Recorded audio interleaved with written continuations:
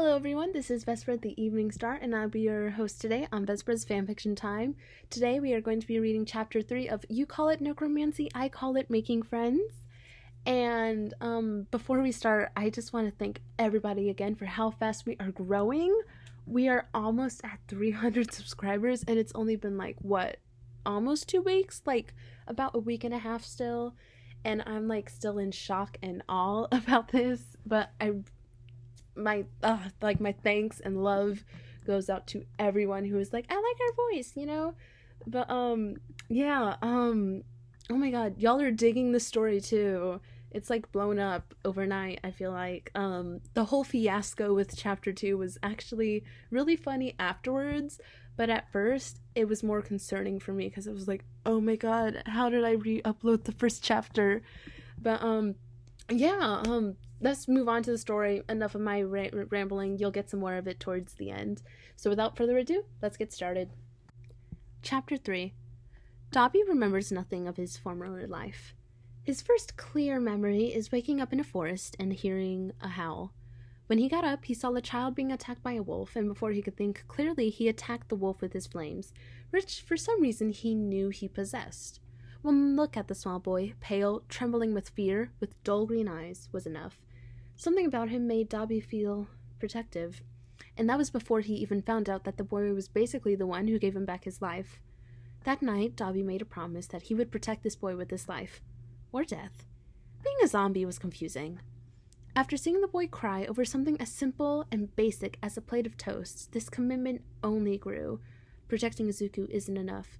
Dobby will make sure he is happy, no matter what he has to do. For some reason, Dobby already thinks of him as a younger brother. He watches for a few minutes while Izuku sleeps. He's so quiet, his breathing almost non-existent, and his pale skin would make anyone who entered the room at that moment think he's dead. The man, Frank, gestured for Dobby to follow him, and he scuttles silently out of the bedroom. The upside of being a skeleton is that he's so light that walking without making noise is laughably easy. Dobby carefully closes the door, which, fortunately, doesn't creak. He follows Frank into the kitchen and watches as the new zombie starts making tea. Can you even drink? Dobby asks. Don't know, but I can try. Frank shrugs. My sense of touch, sight, hearing, and smell work. Why not taste? Fair enough, Dobby replies. So, what are we doing now? I'm already attached, Frank says. That kid is adorable. How can anyone even think of being cruel to him? He didn't tell me much, but from what I gathered, abusive father, negligent mother, Dobby explains. Looks like the father had enough, brought him to a forest, dropped the kid, and left. He found my bones there. He clenches his fist. Had I woken up a few seconds later, he would have been mauled by a wolf. Damn bastards, Frank growls. You two can stay for as long as you want. I'm already invested. The group will probably grow, Dobby warns. I'm sure he'll find more of us. As morbid as it sounds, I think the kid has a knack for finding corpses. He smirks. I mean, he found me and you in less than a week. If this place gets too crowded, I can see about finding a new one, Frank shrugs. Let the kid create his new family, Dobby chuckles. So, what do we do now? He asks. The kid will probably sleep for a few hours, and I can't really leave like this. I draw too much attention. Being basically naked doesn't help. For now, he fishes a credit card from his pocket. I'll see about getting you two clothes. Do you even know the password? Dobby asks. I have a hunch, Frank shrugs. I might not remember, but I can see my personality didn't change. So I can guess what I choose as a password. Fair enough, Dobby replies. We can see what else we can do later. Good thing neither me nor you really need to eat. It'll help save money, Frank agrees as he finishes his cup of tea. He can taste it. Yep, palate still works. On another note, my inability to cook also translates into brewing tea. He dumps all the tea in the sink. This is the worst tea I've ever had. This is technically the first tea you've ever had, Dobby replies. My point still stands, Frank shrugs. Anyway, I'm going now. You can take a bath too. I think the TV works, and help yourself to any clothes that you think might fit you. Then he gets up and leaves the apartment.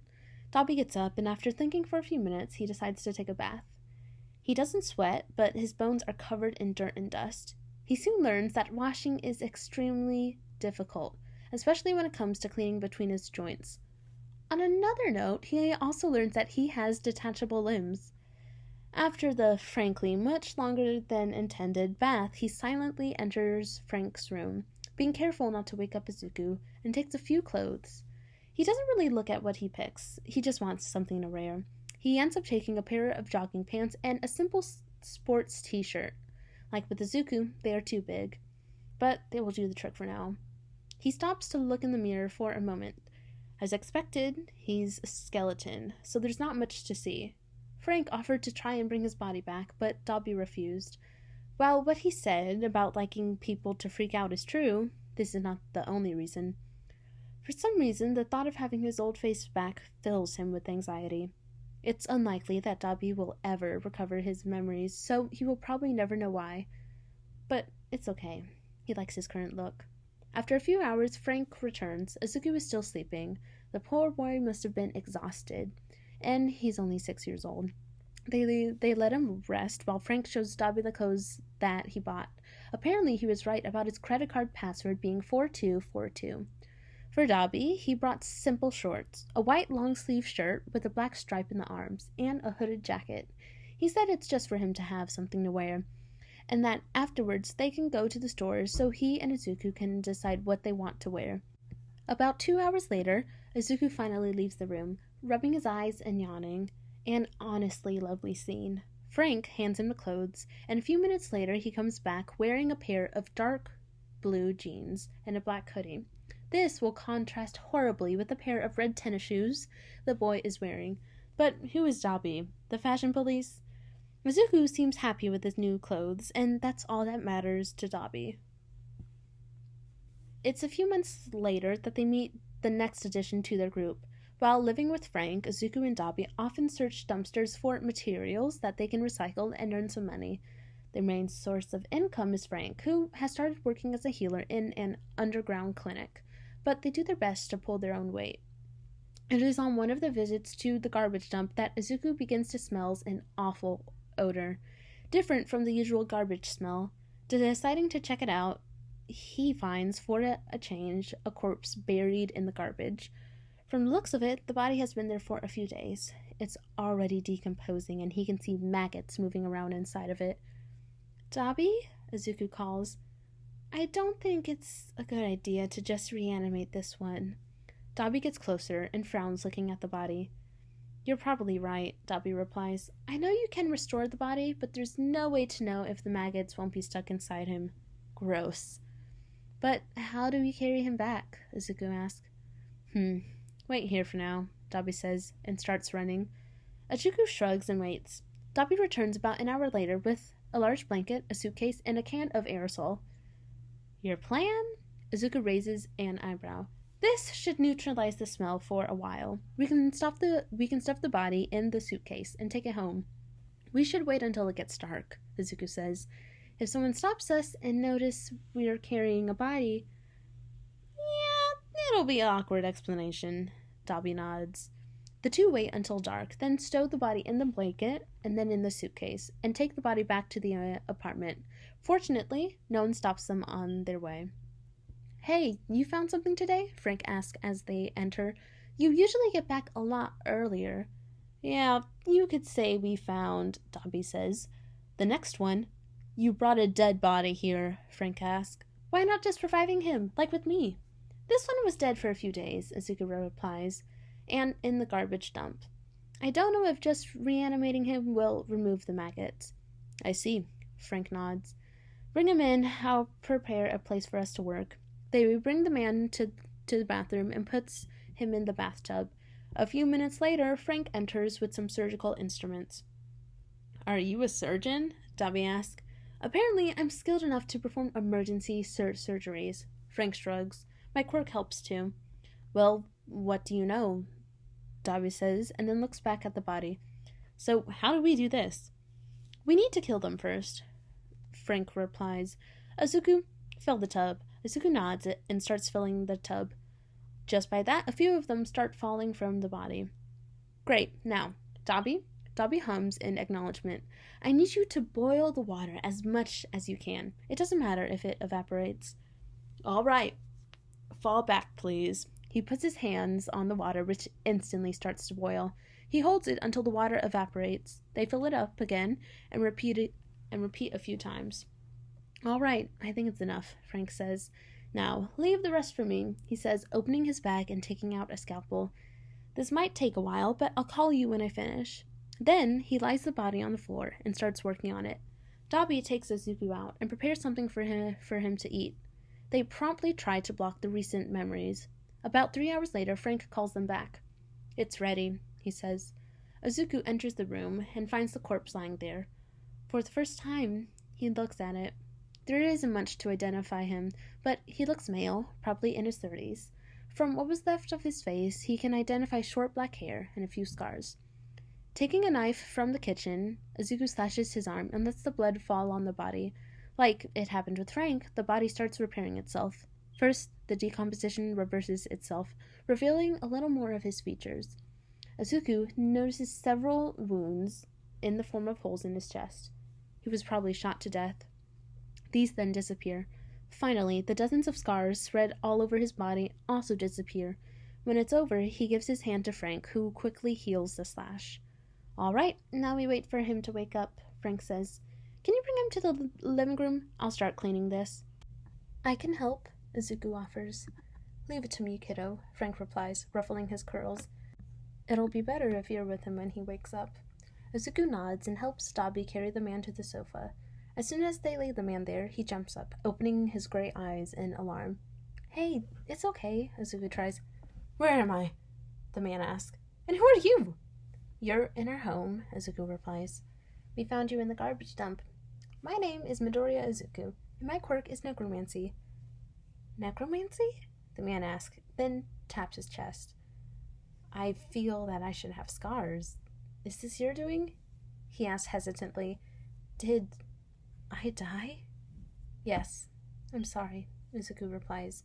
The man finally calms down for a bit and sits back at the sofa. Do you remember anything about yourself? Let me think. He thinks for a while. I'm 34. My quirk is weapons mastery. I can use any weapon expertly, even if I'm holding it for the first time. I think I fought people. You're not a hero, I know, Izuku says. And there's no missing heroes announced recently, so I think you're a vigilante. It's possible, the man replies, looking at himself.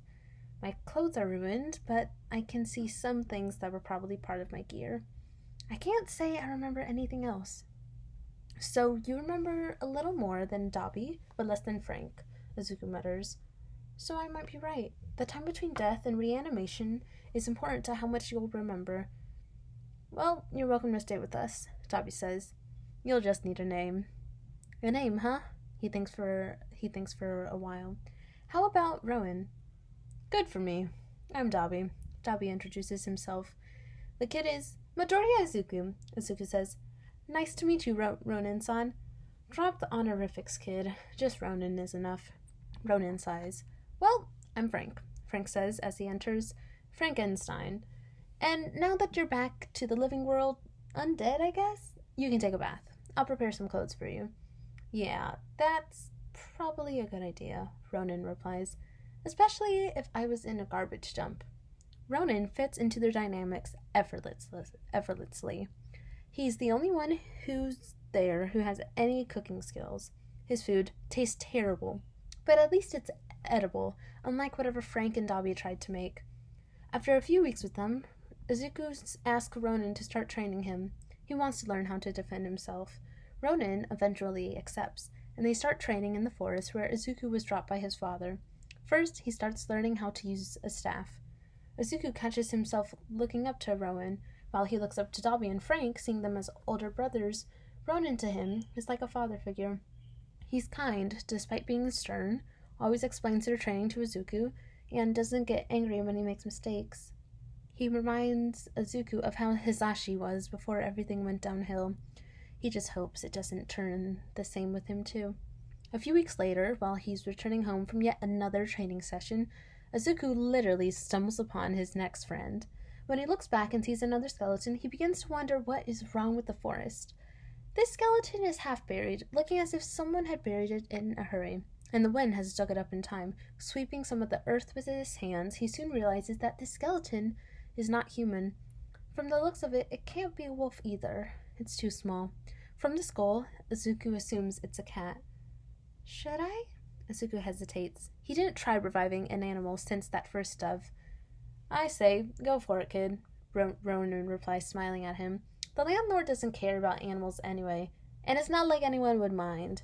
Izuku nods and touches his hand with the knife he'd been carrying for this kind of situation. Like with Dobby, the bones start to gather round, and Izuku was about to move his hand away when he notices something. Organs start to regrow on the cat's skeleton, followed by muscle, then skin, and finally dark purple fur. It takes a few minutes, but the cat is in a perfect state. Wait, could I have done the same with Dobby? Izuku asked no one in particular. Now that I think about it, I didn't finish the process with Dobby. I had to run from the wolf.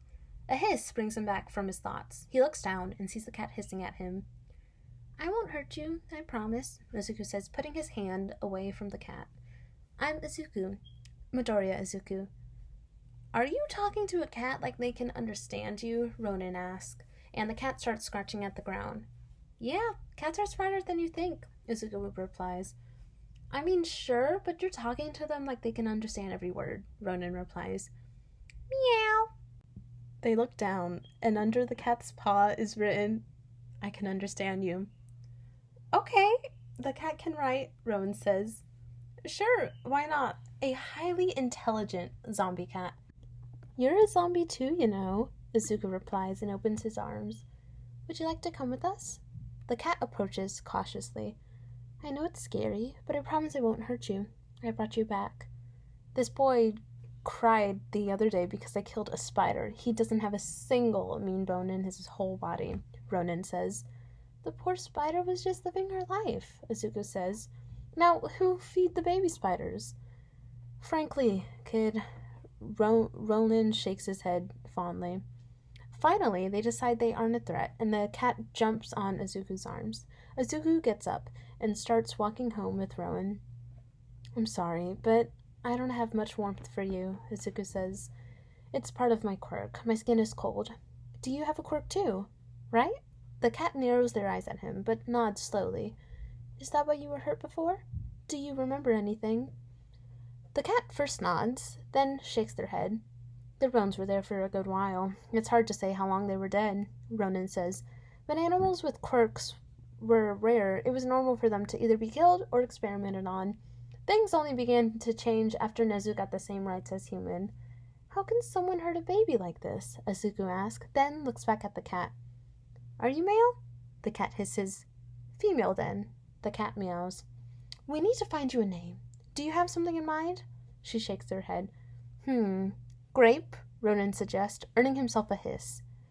I think she doesn't like it, Izuku chuckles. Meh, naming is not my strong suit anyway, Ronin shrugs. They go home, and Izuku brainstorms names with Dobby. Rose, Izuku suggests. But she's purple, Dobby replies. There are purple roses, Izuku shrugs. Nah, what about Bastard? Dobby says. Who names their cat Bastard? What's next? Sushi? Izuku jokes. Yeah, no. Angel? Her? This one is more like... He makes horns with his hands and puts it above his head. Hisser? The cat hisses at him. See? She loves hissing. That's horrible. Izuku looks back at her. Then he notices her front paws are right, like she's wearing socks or gloves. How about Mittens? Mittens? Dobby snorts. Mittens, destroyer of worlds. The cat perks up and meows excitedly at them. I think she liked it. Dobby deadpans. She closes her eyes and Frank's phone on the table starts vibrating. Frank picks it up and checks it. A text-to-speech app is downloading, and when it finishes, it opens and characters start appearing. I'm Mittens, the destroyer of worlds, the app says. Izuku blinks a few times at her, then smiles and scratches behind her ears. I guess we found our quirk, he says. Technopelepathy. That's amazing. I know I'm amazing, the app says, but you can say it again. Izuku chuckles and keeps scratching her. Okay, folks, that is it for chapter 3. If you call it necromancy, I call it making friends. Hold on. Okay. I'm sure you can hear me starting to laugh, but I don't know why it really tickled me when, like, she tells us the F and it's, I'm Mittens, destroy your worlds. Telepathy, but it's like technopathy. Telepathic.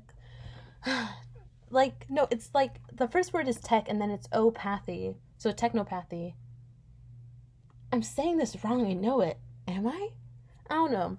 But anyways, folks, thank you for listening. And as always, if you have any fanfiction requests, just leave a link or the name in the comment section below. And I will also link the link to this fanfiction. That was a lot of words all at once for my tiny brain. But yeah, folks, have a good morning, good night, good afternoon, good evening. Have a good everything, y'all. Bye.